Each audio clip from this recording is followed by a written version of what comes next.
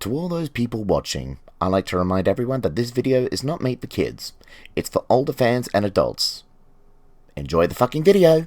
It was a normal afternoon for Toby the tram engine. He was puffing to the top station with his last train, Henrietta and Victoria bumbling behind, humming songs to themselves as they went along.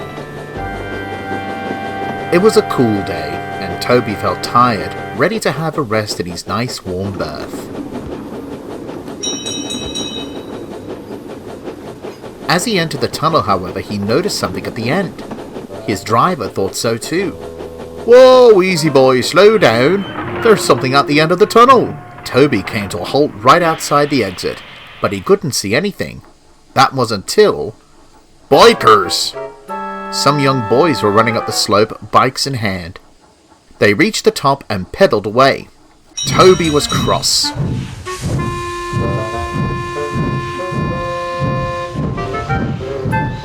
When he got home, Daisy was there about to head back up to the line. "Oh, yes, dear," said Daisy crossly. "I know those silly buffoons. Earlier this morning they cut me off at the crossing. I nearly hit them." She shuddered delicately. "Well, they are inconvenient, but there isn't anything we can do about it," said Toby's fireman. "They'll get the comeuppance, just you wait and see." And he was right. Next day, Toby was making his way down with some stone from the quarry. Mavis was ill, so that left him to bring the trucks. It was early in the morning, and Toby had to make sure he didn't miss his morning train. He stopped at Farquhar, where he collected his passengers and set off down the line. As he puffed quickly into the tunnel again, there was a figure on the line. "Not again!" said Toby crossly. But when he came out, it was Farmer Finney, waving a red flag. "Oh, well, poor old Terence here was making his way down the lane when the blasted engine went," the farmer explained. "Can't move anywhere now. Luckily, we were close to the cottage. However, when I came back with the rest of the tools, some boys on the bikes took off with my toolbox. The cheek! So they're trespassers and thieves," the tramp said crossly. Eventually, the crew managed to help get Terence back in commission, and Toby continued on his way down the line. That afternoon, Toby had left the junction and had just crossed over the river when he saw two bikes up ahead. "Those are the thieves!" Toby called.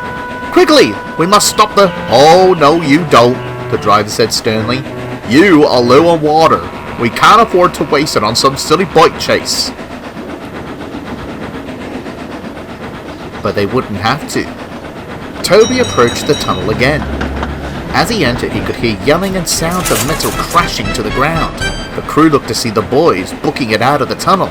Toby was most startled and applied his brakes. They were just shy of the tunnel when... crunch! Toby hit a bicycle and pushed it out of the tunnel.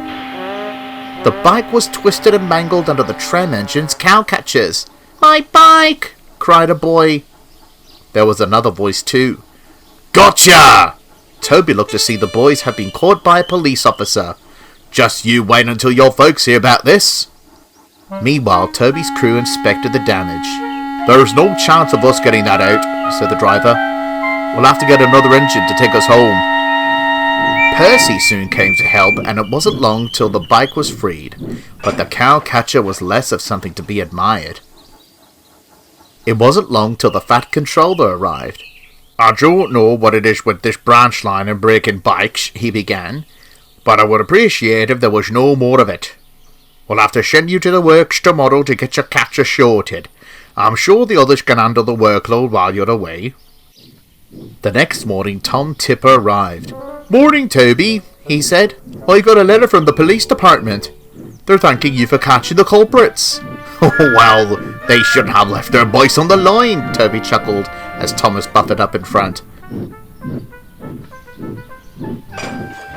"After all, it's most inconvenient."